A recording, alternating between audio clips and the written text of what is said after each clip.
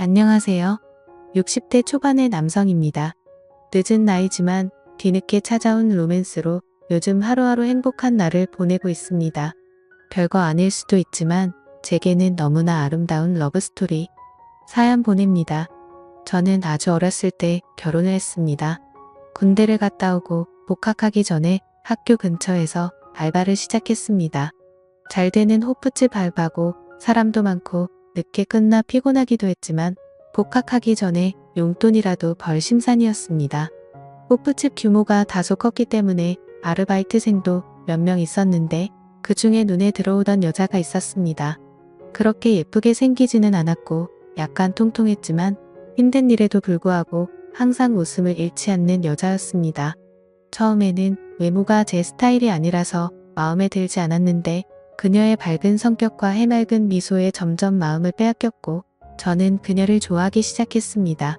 처음에는 그냥 아르바이트 동료로 대화도 몇 마디 나누고 다른 동료들과 술자리에서 티 안 나게 그녀를 챙겨주면서 제 마음을 표현했습니다. 그러다 복학할 때가 되어 아르바이트를 그만두기 며칠 전 그녀에게 고백을 했고 그녀와 사귀게 되었습니다. 그녀와 사귀기 시작하자 그녀는 자신의 사정을 이야기했습니다. 아버지는 어렸을 때 돌아가시고 어머니랑 둘이 살았었는데 1년 전쯤에 암으로 하늘나라에 가셨다고 합니다. 어머니가 살아계셨을 때는 그래도 어머니가 대학교 등록금을 보태주셔서 아르바이트하며 용돈을 마련했는데 어머니가 돌아가시니 학교를 다닐 형편이 안 돼서 휴학 중이라고 하네요. 호프집 아르바이트를 해서 월세 내고 생활비하면 남는 게 얼마 없지만 그래도 학교를 다니고 싶어서 차곡차곡 모으고 있다고 했습니다. 저희 집이 그렇게 잘 사는 건 아니지만 그래도 저는 부모님께서 학비와 용돈을 다 보태주시고 학교 근처에 자그마한 전세방까지 구해주셨는데 저랑 2살밖에 차이 안 나는 그녀의 사연이 너무나 가슴 아팠습니다. 저는 그녀의 월세라도 아끼고자 살림을 합치자고 제안했고 처음엔 거절하던 그녀도 몇 번의 제안에 결국 수락하고 동거를 시작했습니다. 동거를 하고 나자 그녀가 훨씬 더 좋아지기 시작했습니다. 그녀는 낮에는 식당에서 밤에는 호프집에서 힘든 아르바이트를 했지만 자기보다는 저를 먼저 생각해 주었습니다. 제가 공부하느라 힘들다며 바쁜 와중에도 맛있는 요리도 해주고 깔끔한 성격이라 정리정돈도 잘해서 집안은 늘 깨끗했습니다. 20대의 열정적인 남녀인지라 서로 시도 때도 없이 만나서 데이트를 즐겼습니다. 저는 군대 가기 전에 몇 번의 연애를 한 경험이 있었는데 그녀는 제가 처음 만난 연애 상대였습니다. 그렇게 몇 달을 행복한 시간을 보내다 우리에게 시련이 왔습니다. 어느 날 혼자서 끙끙 앓던 그녀는 울면서 저에게 임신인 것 같다며 고민을 털어놨고 테스트기를 사서 확인한 결과 임신이었습니다. 그 당시 저도 어렸고 아직 졸업을 하려면 1년 이상 남은 때라서 눈앞이 캄캄했습니다. 그러면 안 됐었는데 임신 사실을 알게 되었을 때 제 표정이 너무 심각했나 봅니다. 그녀는 저의 모습에 너무나 슬퍼했고 다음날 수술을 한다고 하더군요. 그녀의 입에서 수술이란 단어가 나오자 그때서야 정신이 들었고 제가 어떻게 해서든 방법을 구해볼 테니 수술은 절대 하지 말고 기다려달라고 했습니다.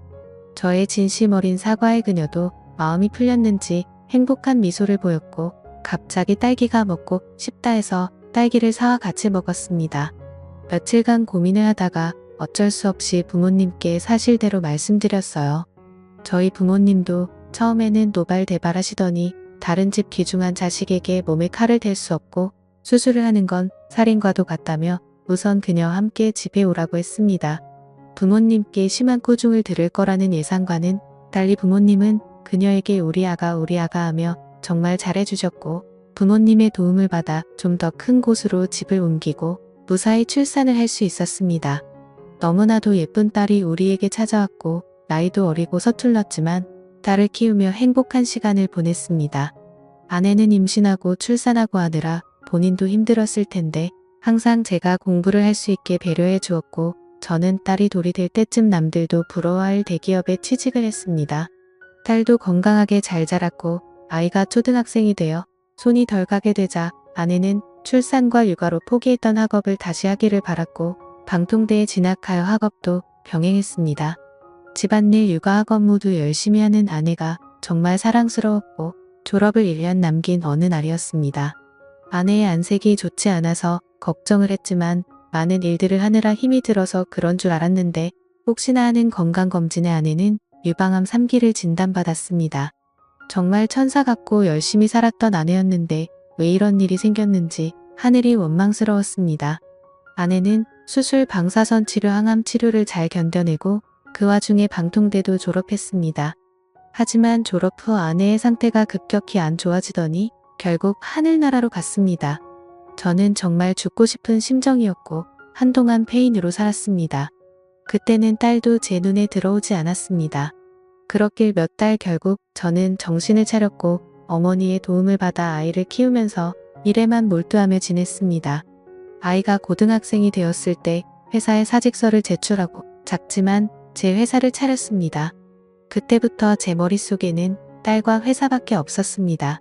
그렇게 10여 년이 흘렀고 회사는 안정 수준으로 괜찮은 수익이 났고 딸도 좋은 배필을 만나서 결혼을 했습니다. 딸이 결혼하고 나니 갑자기 공허해졌습니다. 딸이 시집가기 전에는 같이 살았었는데 시집가고도 자주 찾아오기는 하지만 퇴근 후 혼자 집에 들어갈 때는 정말 외로움에 사무쳤습니다. 주위에서 돌싱들을 소개해줘서 만나기도 했는데 예쁘고 괜찮은 분들도 있었고 저를 마음에 들어하는 분들도 있었지만 결국에는 제가 마음을 접게 되더군요. 그렇게 1년 정도가 흘렀을 때 마음을 가다듬고자 혼자 제주도 여행을 갔습니다. 제주도를 향하는 비행기 옆 좌석에 40대 중반으로 보이는 아름다운 여성분이 있었습니다. 왠지 어두운 표정의 그녀였지만 너무나 예쁘고 향수 냄새는 아닌데 정말 향기로운 냄새가 났습니다. 저는 옆 좌석에 앉아 있다는 것만으로도 심장이 두근거렸고 첫눈에 반한다는 게 이런 건가 생각했습니다. 하지만 나이 차이도 많이 나는 것 같고 비행기에서 처음 봤는데 말을 걸거나 하면 이상한 사람으로 생각할까봐 그러지도 못했습니다. 제주도에 도착하는 1시간이 너무나 짧게만 느껴졌습니다. 공항을 빠져나올 때 앞에 있는 그녀를 붙잡을까 수없이 망설였지만 결국은 그럴 수 없었습니다. 그냥 짧은 설렘으로 끝낼 수밖에 없었습니다. 혼자 렌트카를 타고 제주도를 여행하기 시작했습니다. 계획을 전혀 짜지 않고 온 여행이라 바닷가를 끼고 도로를 따라가다가 괜찮은 카페나 식당이 있으면 들어갔습니다. 처음 도착한 곳이 함덕 해변이었는데 오랜만에 바다를 보니 너무나도 좋았습니다. 카페에 앉아 바다를 보는 것만으로도 힐링이 되었습니다. 근처에 숙소를 잡고 추천하는 레스토랑에 가서 혼자 저녁을 먹으며 와인을 한잔했습니다. 너무나 만족한 식사를 하고 숙소에 와서 쉬는데 혼자 여행이 좋기는 했지만 외롭기는 했습니다. 다음날 전날 갔던 카페에 커피 마실 생각나 다시 찾았습니다. 아침이라 사람이 많이 없었고 창가에서 바다를 보며 혼자 앉아있는 여자분이 있었습니다. 그 여자분이 고개를 잠시 돌렸을 때 그녀가 비행기에서 제 마음을 설레게 했던 그녀라는 걸 알게 되었고 제 심장은 두근거리기 시작했습니다.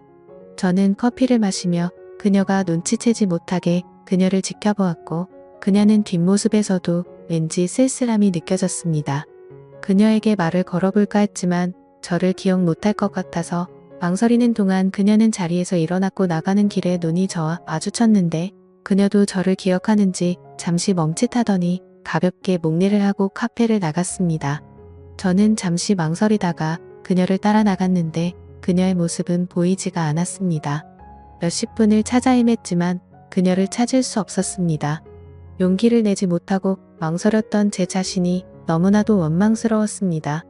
너무나 아쉬웠지만 이내 제 마음을 부여잡고 다시 여행을 하기 시작했습니다. 그녀를 잡지 못한 제 자신이 한심스러웠는지 여행은 재미있지 않았습니다. 그렇게 하루 이틀이 흘렀고 더 이상 혼자 여행을 하면 더 쓸쓸해질 거라는 생각이 들었고 예정보다 앞당겨 돌아가기로 했습니다. 제주도에서 마지막 밤은 해변에 앉아서 파도 소리를 들으며 맥주 한잔하기로 했습니다. 편의점 맥주 4캔과 주전부리를 사서 해변에 혼자 앉아 한잔하기 시작했습니다. 그렇게 2캔 정도 마셨을 때 정말 생각지도 못한 일이 벌어졌습니다. 해변 저쪽에서 저에게 다가오는 인기척에 고개를 돌려보니 어두운 밤이기는 했지만 달빛에 비친 그녀의 얼굴이 제 두 눈에 선명하게 들어왔습니다. 그녀도 저를 보고 놀랐고 눈 인사를 한 뒤 저를 지나쳐 산책을 계속했습니다. 이번에도 망설인다면 저는 평생 후회할 거라는 생각이 들었고 용기를 내서 그녀를 따라갔습니다. 이야기 좀 나누고 싶다는 제 말에 조금 망설이기는 했지만 바닷가에 앉아 맥주 한잔하기로 했습니다. 다소 어색하기도 했고 중간중간 말이 끊기기도 했지만 저희는 이런저런 이야기를 했습니다. 그녀는 가끔씩 환하게 웃기도 했는데 그녀의 활짝 웃는 미소는 너무나도 가슴 설렜습니다. 그렇게 이야기를 주고받으며 맥주를 다 마시고 그녀의 숙소 앞까지 바래다 주었습니다. 그녀는 저에게 감사하다며 남은 여행 잘하시라고 들어가려는 순간 저는 용기를 냈습니다. 괜찮으시면 남은 여행을 같이 하면 어떻겠냐고. 저도 혼자 여행도 좋기는 하지만 같이 여행을 해보고 싶다고 했습니다. 그녀는 난처한 표정이었지만 이내 알았다며 다음날 만나서 같이 여행하기로 약속을 했습니다. 다음날 그녀를 데리러 가며 혹시나 마음이 바뀌어 안 나오면 어떻게 하지 했으나 그녀는 약속 장소에서 환한 미소로 저를 반겨주었고 저희는 함께 여행을 시작했습니다. 아름다운 그녀와 같이 여행을 하니 너무나 즐거웠고 행복했습니다. 함께 보는 바다는 너무나 반짝였고 함께 마시는 커피는 너무나 향기로웠고 함께 먹는 요리는 너무나 달콤했습니다. 저희는 같은 숙소에 따로 방을 잡고 근처 이자카야에 가서 이야기를 나누었습니다.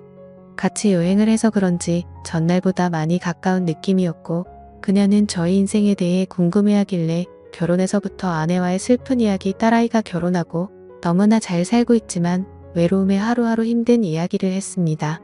그러면서 제 명함을 그녀에게 건넸고 그녀는 그날 본인의 이야기는 많이 하지 않은 채 제 이야기를 너무나 잘 들어주었습니다. 다음 날도 함께 여행을 했습니다. 수목원에 가서 같이 산책도 하고 바닷가를 거닐기도 하고 이제 조금 가까워졌는지 장난도 치고 정말 행복한 시간을 보냈습니다.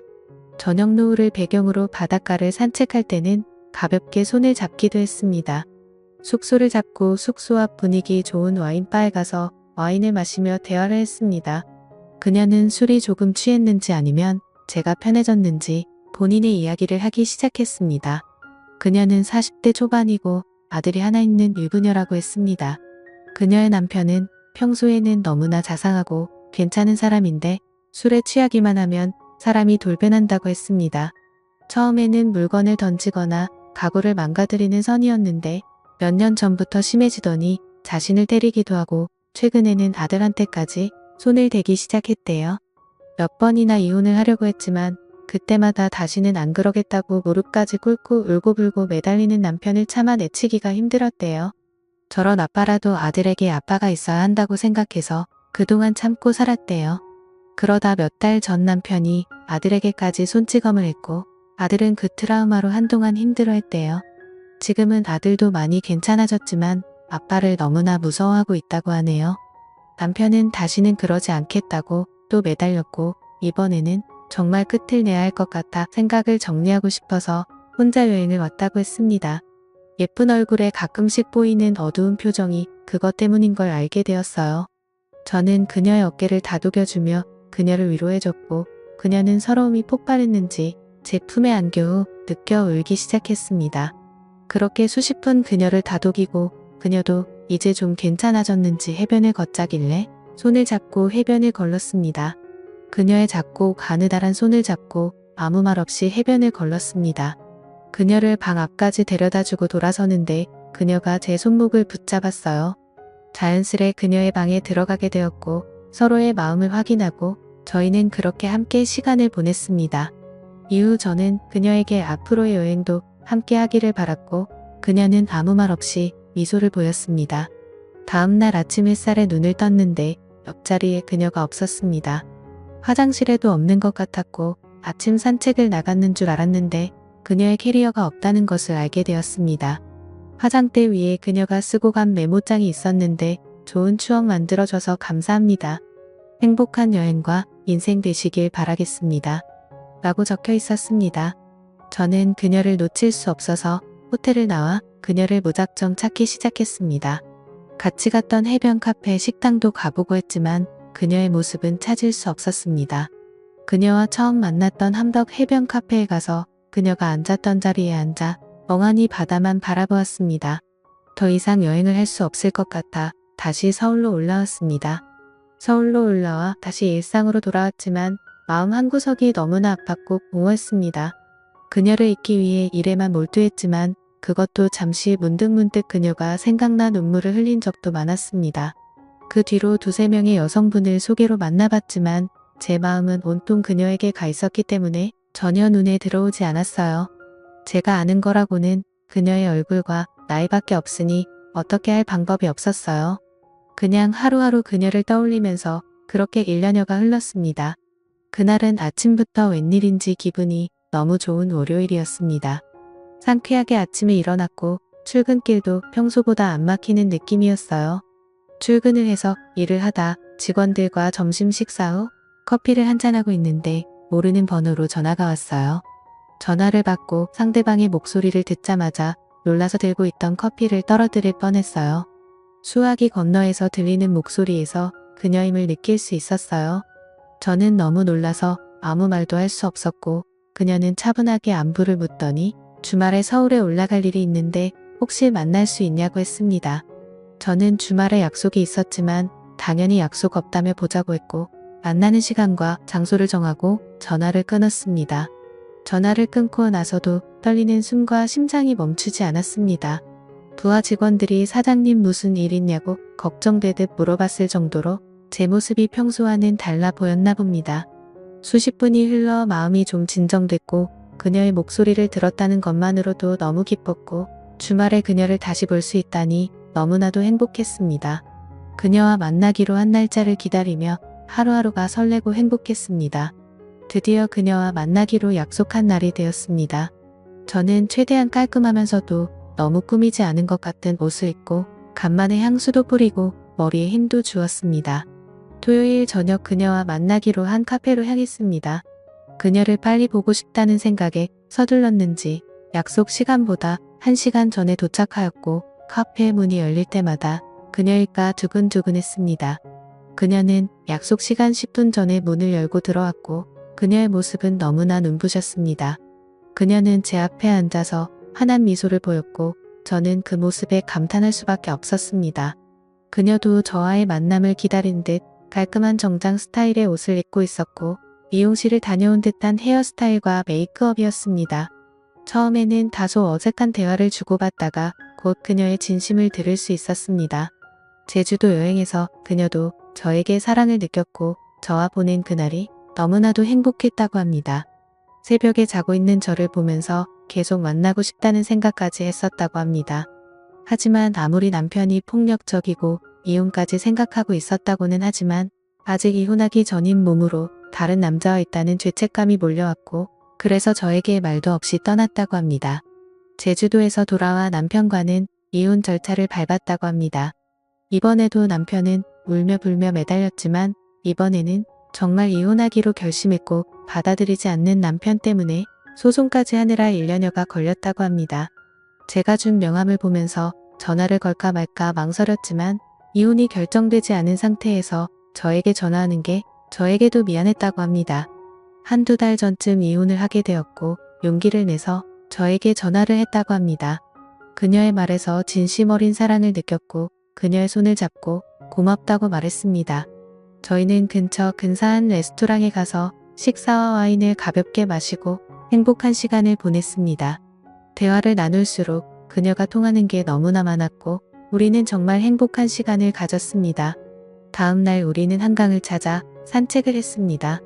1년 전 제주도에서 해변을 같이 걸을 때처럼 손을 잡고 걸으며 너무나 행복한 시간을 보냈습니다.